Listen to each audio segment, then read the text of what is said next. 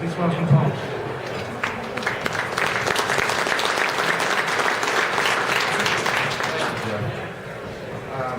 Well, I've got a lot to cover. A couple of my cronies that are here today, as Jeff said, I've been in fisheries for a long time. No longer in it, I really miss it, so it's a real thrill to come back amongst my peers. But they were bugging me saying, oh boy, another Chautauqua Lake presentation. It's like all I've done through my career. So, to stimulate them and to take into account their adult minds, I did throw a lot of good photos in here, especially old stuff, because I've got an interest in history. I didn't put dates on all the photographs because I couldn't track them all back. A lot of the photos, though, are from the early 1900s that I have in here. So I hope everybody enjoys it. My narration is going to basically fill the gaps. I was fortunate, there was presentations before mine that covered the muskie fisheries in New York State. Chautauqua is out at the far end of the state. It's Ohio drainage. And it was the original broodstock water fishery for New York State, but but if you go back as far as historically, we, at least in New York State, hold that it was the first muskie culture program in North America. So there's a lot of history here, almost 150 years for it. What you see here, the photograph, is an old pound net that was used to collect. Pound nets were used to collect the broodstock muskie, and below is they're inside the box of the net processing fish. It was a pretty intensive program that went on for a long time. Now, several of the speakers have already touched on how these fisheries have changed over time. We have only anecdotal information from the late 1800s into the early 1900s, and really don't have any kind of indexes until about 1940. What we do know is that prior to European settlement, that muskrelunge were extremely abundant. They were the only top predator in the lake. Bass were not present, walleye were not present, two species that are very abundant now. But the fisheries were pretty intensive once European settlement occurred, taking advantage of muskrelunge. And one of the things that you'll note is, particularly with these photos, we tend to focus a lot on big muskie. We all like big fish, those of us that like fish. And yet, what you'll notice in a lot of these photos is smaller fish. And I'm going to touch on this a little bit further later on. But as far as management efforts, regulations, if they existed at all, were very loose. Size limits, I think John had mentioned earlier that size limits were extremely low, 24 inches with Chautauqua, and that's not protecting males, let alone females, who are first to respond to maturation. So definitely not doing much there. The back justification regulations when they occurred was very much social and political. We certainly deal with those issues, we continue to deal with those issues today, but you hope that there's some science involved. At that time, they knew very little about this particular species.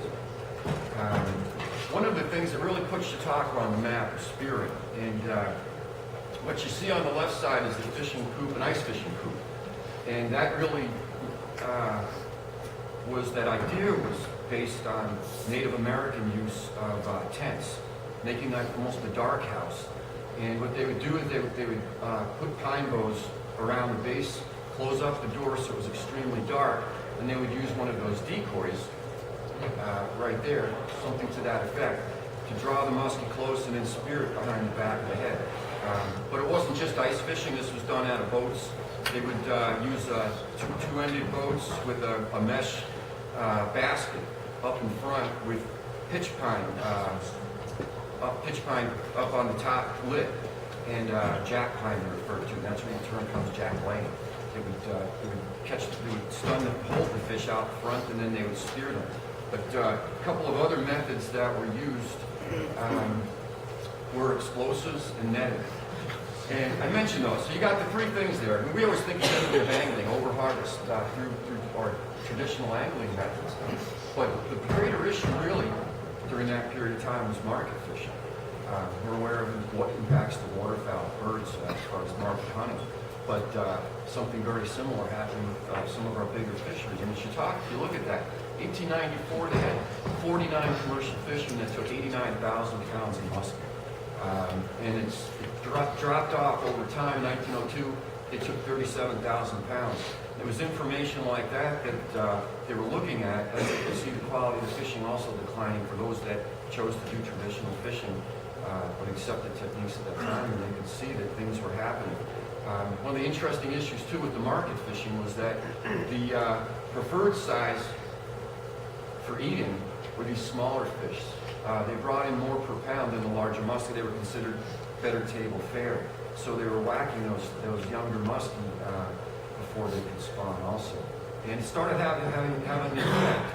So they started to look at what things that could be done to try to maintain the quality of the muskie abundance, or possibly increase it. And some other issues, which I think it was kind of an additive process. But,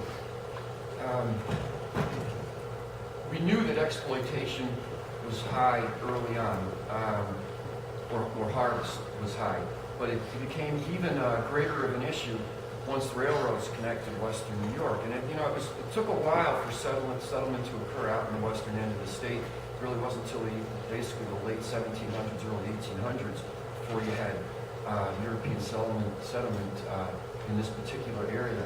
And then you open it up to automobiles. First we had mud roads and plank roads, and then we got improved access for automobiles. That you had additional pressure, Great Depression.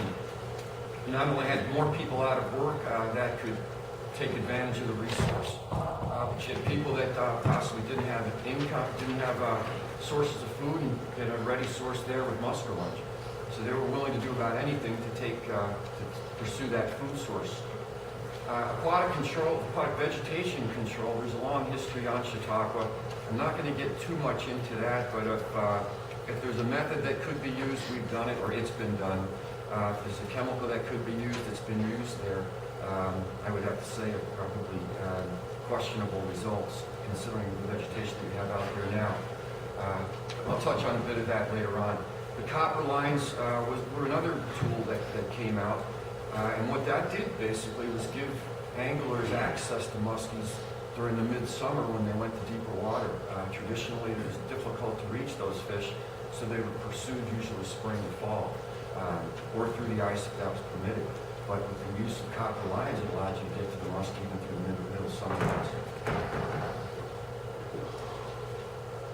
Okay, so they saw there was a decline occurring. They could just, in all the different methods that were being used, they were experiencing a decline in abundance. And as you've seen with many fisheries, the first thought is stocking and fish culture. And that was certainly not any different with Chautauqua Lake. As far as I'm aware, there were 4 hatcheries that were established through time on Chautauqua, with the first at Greeners, which is in the southeast portion of the lake. The early efforts focused on fry, and it was primarily fry through I'd say the 1930s, primarily fry or stock. I got a kick out of this one photo. I put this in here. I thought, geez, when I was working on Chautauqua, we didn't get people coming out and cheering us on and looking at us. Usually they were throwing tomatoes or whatever. And I found out, though, that the reason they were so popular is that they were pulling out all the particular bullheads out of the nets, and then they'd come over the shore and they'd give them away for free. So they got a nice crowd showing up whenever word got out of free fish. So Bemus Point was our first real hatchery on Chautauqua Lake. It's at the center of the lake. I should have mentioned earlier, Chautauqua, if you've never been there, it was created during the last glacial period, similar to the Finger Lakes. It's 2 lakes that are in the middle. There's a really narrow portion in the middle. The North Basin has historically been considered mesotrophic with an average depth of 25 feet. South Basin is about 6,000 acres with an average depth of about 11 feet. South Basin was traditionally eutrophic. Getting back to hatcheries. So we've got a hatchery there at Bemus, and you can guess what's going on here. One of the activities that they would hold would be getting rid of varmints and predators, not for the benefit of muskie, but apparently it was a pretty popular thing. And you look at that compared to what would be allowed in this day and age. But this is the inside of Bemus Hatchery, again, early 1900s, the inside troughs. Some of the hatchery staff from Bemus. And there's a really neat book that actually names all of the guys that are working there. And some of them to this day still have family in the area. But one of the things I got a kick out of was how they dressed, and even the anglers dress like this. They dress up in their jackets and ties for their day out on the water. There's an outside trough, and that's looking in from the lake, going back in. And one of the things I did want to mention with Bemus is that when they built Bemus, they did put a pond on the property, a 1 acre pond, which doesn't sound like much, but even then there was concern that the fry weren't doing much, that the fry might not have been surviving particularly well. So they started to play games with rearing to a larger size. And as time goes on, that turned out to be a pretty big issue as far as culture of muskellunge. Okay, so we get into the middle period here, as I like to call it, and we started to use a little bit of science, and things started to change. We started to look at all the various tools that might be available to us, in addition to fish culture, which was the earlier tool that we looked towards. And what you see up there is the special muskie license. And the special muskie license was required to angle for muskie, and what came with that was 5 plastic tags. These were tags that were attached to a harvested muskie. And so you were limited to a creel of 1 muskie per day, 5 per season. So that right away was sending a message and was pretty effective as far as reducing exploitation. And again, you got to keep in mind that, as has been mentioned by some of our other speakers, is that a caught muskie was a kept muskie. Nothing was released. If it reached a legal size, which we eventually went with a higher minimum length, it was going to be kept. And they were considered a good eating fish, so it was just the mindset at the time. And then things have certainly changed with that as the current situation. Another issue that we did, activity that we did develop, though, was not only did we collect the muskie brood stock by pound net, but we also used that pound net catch as an index of abundance. So we looked at the individual fish, they were marked, we took scale samples for aging. So there started to be a scientific basis to what we did. And I credit a lot of that to Cecil Hecox, who was an area manager at the time. Some of you old timers might remember Bill Shepherd. He was the fish manager in Region 9 he retired, I'm going to forget now, in the 1980s. A real character. Sharp guy, and they move things along. Okay, so you can see on this graph, and I'm glad this one came out a little better. Pretty simple, runs from 1940 on. You're looking at a few different rearing processes that I did note, and also walleye. And I'll get into this a bit further. As far as culture, though, so we had these regulations in place. We started to reduce exploitation. We also knew recruitment was a challenge, though. We knew those fry weren't doing particularly well. So we started to do a little bit of work on pond rearing. And you remember that we only had that 1 acre pond at Bemus. Well, eventually we shifted over to a hatchery, bigger property, better water source, over on the west side of the lake, also in the middle at Prendergast. And at the time, it was the muskie hatchery, best muskie hatchery in North America. And we had the capability at that point to expand on pond rearing. And you can see, when you look at the benefit of all these tools that I've mentioned, that we experienced a heck of an increase in muskie abundance. This is even in the face of high levels of annual harvest. But again, we had size limits, creel limit seasons in place. However, in the 70s, we started to experience a real decline in abundance, and it corresponded with not only the establishment of walleye, but of a change in fishing. Now, I'll step back for a second with this. With walleye, I'd have to say, we as an agency, and many agencies can take blame, credit for introducing many species. And ironically, with walleye, we did introduce walleye in the early 1900s, fry, for a few years, but they didn't take. And after that point, we really did not have an interest in having walleye in the system. We considered them a potential predator and competitor with muskellunge. However, they somehow found themselves in the lake, and they really took off. I'm getting a little bit ahead of myself. Getting back to exploitation, so let's just take a step back, just to give you an idea real quickly of the levels that were reached in the 1960s and how much harvest was taking place. You're looking at 31 tons harvested, which is really just pretty much beyond comprehension at this point. So we've got walleye in the system. We in DBC did not consider this a good thing. We had the tradition there with muskellunge, the big investment at the hatchery, although they were extremely popular with sportsmen. But one of the things that we did, and it's probably not known by too many anymore, it was so long ago, but we had this kind of a brain fart idea that we were going to remove the walleye. So the walleye are taken off in the lake. They're real popular with fishermen. Fishermen probably put them in there. And we went in there with trap nets, and we started to remove the walleye. And lo and behold, our nets disappeared. They didn't like the idea of us taking their fish and putting them in local waters, put them in the Genesee, Findlay Lake, a few others. But I think we at that point we admitted defeat as far as trying to get the fish out of there and just kind of move with it. But you know, we never the sportsmen in the area never forgot that. I mean, you could go back 50 years later and they're still accusing us of removing the walleye and trading coyotes for walleye and everything else.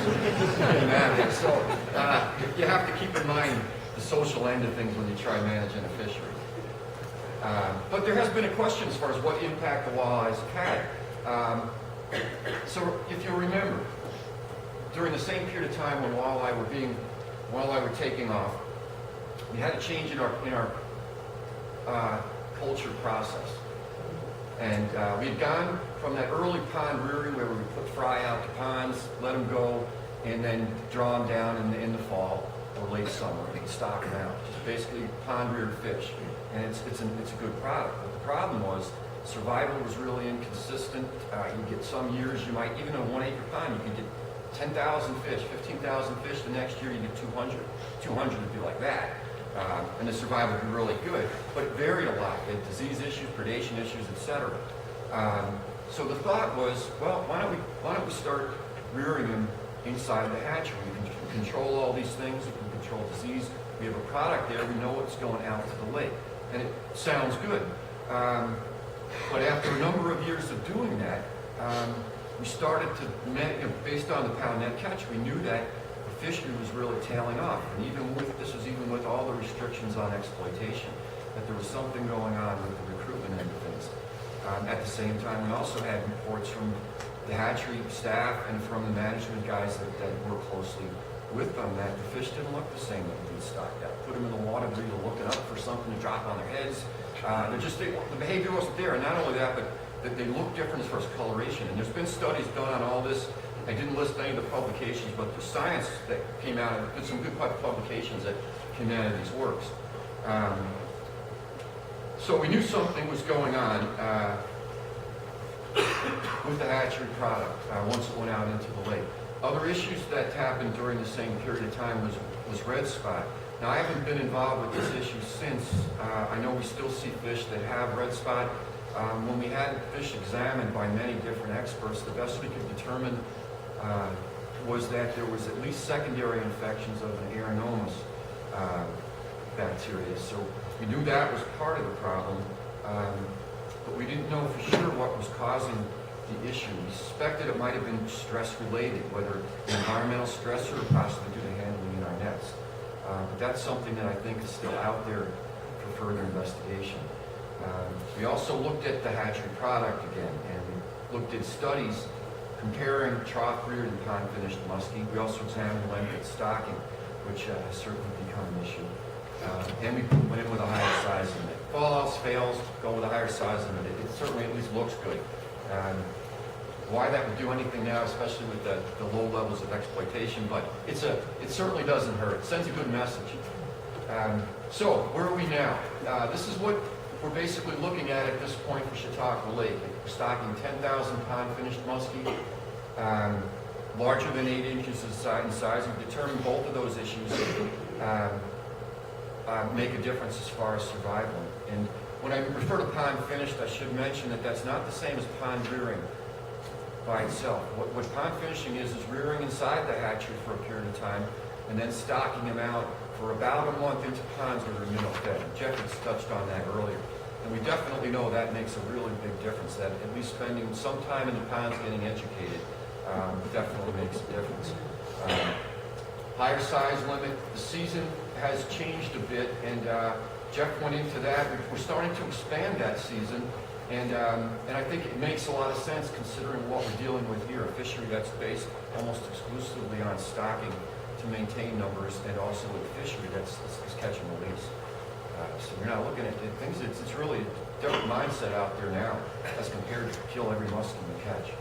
And I credit the muskie groups and preceded what the agencies have done towards this. We've been encouraging it, but these the muskie groups, trout groups, bass groups, it's definitely a changing issue. But you can still keep walleye in perch. That's what I tell people. When they ask me why, I'm like, well, because I like it. All right. So challenges, other than the obvious ones, and I think these can be shared with many waters. We've got invasive species are huge.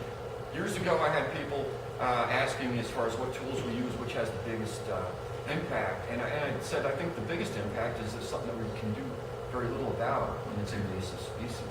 It's a real challenge out there. We definitely have a changing fish community, very different fish community than we had when muskie were the primary predator and were naturally producing in the lake.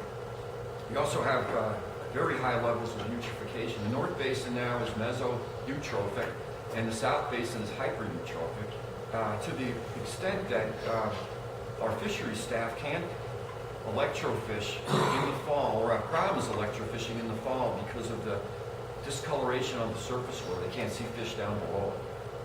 It's a real issue. So things are changing. As far as shoreline development, about 90% of the shoreline is developed, and we're looking at, as far as shoreline hardening, we're looking at, I couldn't give you a percentage on that, but it is extremely high. So we definitely don't have the conditions there that are generally related with spawning, natural reproduction of muskellunge. And those are real challenges, and I'm not sure how we can turn back the clock with that in genetic issues. And I look at it, and I look back on my career, and as Jeff said, I spent a good bit of time on Chautauqua before I was there, Steve Moradian, et cetera, et cetera. And I think, were we successful? And it's a good question. I think using the tools that we had available, the traditional tools as fish managers, we've been able to maintain or improve the quality of muskie fishing. The problem is it's totally reliant on hatchery culture.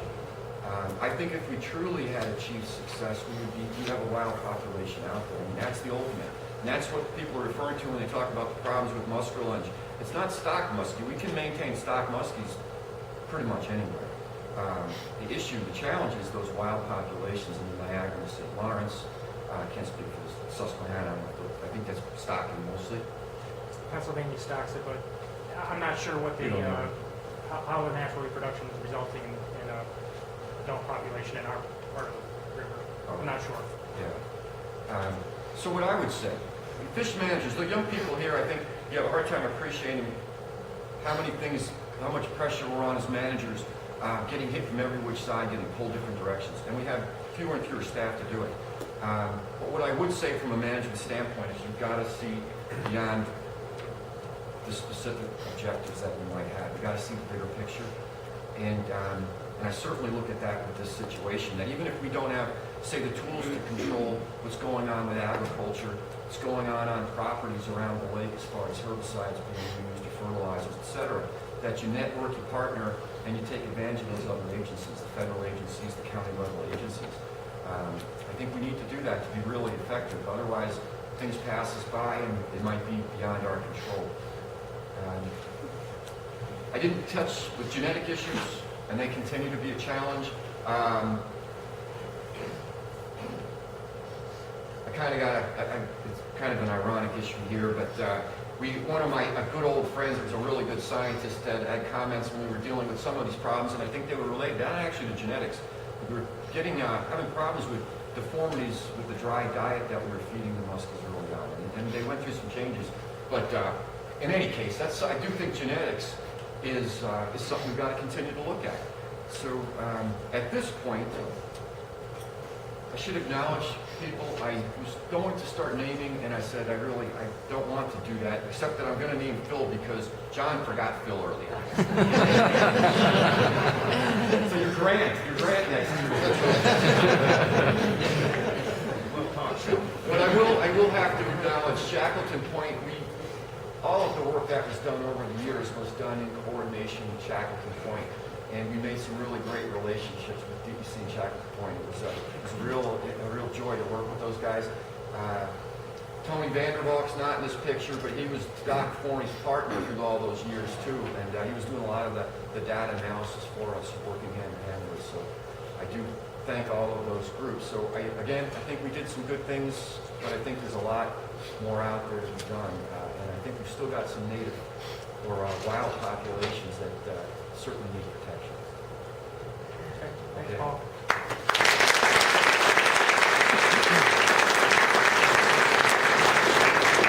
We have time for a question or two.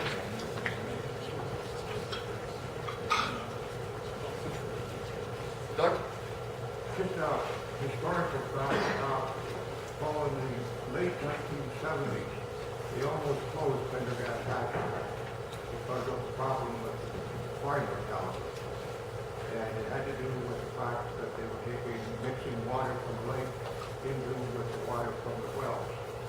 And it was finally resolved by using UV treatment of the water. Yes. Otherwise, the Department of Rural was about to abandon the Pendergast.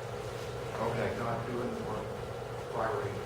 Yeah, thank you, Doug. And that's I didn't really get into that, but that was one of the advantages that we found of going to the intensive in-hatchery rearing for a period of time before they go out to the ponds, because we're protecting them from disease. When you go right from fry to ponds, it's a real wild card. So we still end up with a good product, take advantage of a few technologies. John? Yeah, I just wanted to ask about that early fry stocking. Was it ever determined by survivors or because we've had good success with our fry? Yeah, no, not as far as I'm aware, John. There wasn't a lot of really studies or research going on until the 40s. And then at that point, they started to shift studies to fingerling studies. The emphasis on fingerlings. We did look at, over the years, there have been periods of time. We've done about everything over the years at Chautauqua. And one of the things that we did do was for at least 10 years, we split all of the muskies, fingerlings that went into the lake, and just to evaluate contribution of natural production. And we found, even with considering regeneration of fin clips, that we were looking at 10% to at most 15% of the adults coming back to the nets were of natural origin. I think we just got so many changes, vegetation, water quality changes in the fish community, and in addition to that, loading a lot of hatchery fish on top that may be suppressing reproduction too. I just think we're definitely looking at a different ballgame